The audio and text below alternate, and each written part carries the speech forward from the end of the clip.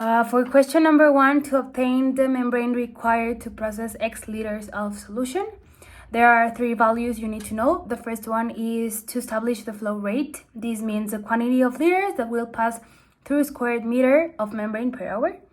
After that, you also need to know how many liters you are going to filtrate per day, and you have to take into account the hours the equipment will be working daily. When you have these 3 values, you need to take the liters per day that will be passing through the membrane divided by the number of hours the equipment will be working, and this result will be divided by the flow rate, and then you have the area of your membrane.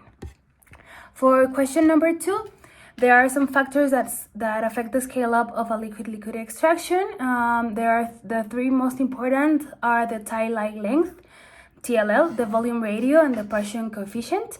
The 3 of them have to be modified up to reach an equilibrium. Also, another alternative can be to have multiple mixers and settles in series with counter current flow in a continuous fashion, and the solvent can be reused between them, and this could also reduce the requirement of solvent up to 50%.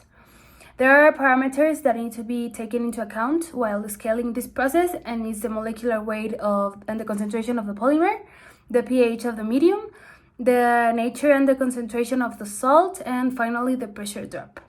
Another important thing to consider is that the viscosity between both liquids need to be different enough so that the process can work and have a great efficiency.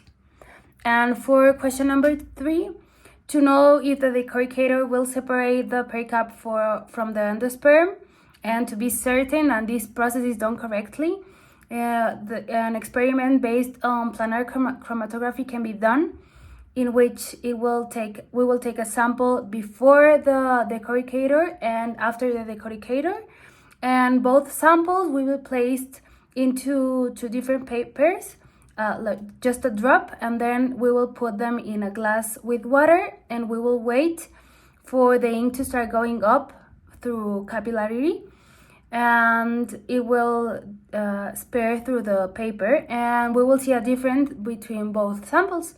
The samples without contaminants should be more colored than the ones with the contaminants, because the one without the contaminants, without the proteins, and without the polysaccharides, it's more pure than the one that hasn't passed through the decorticator.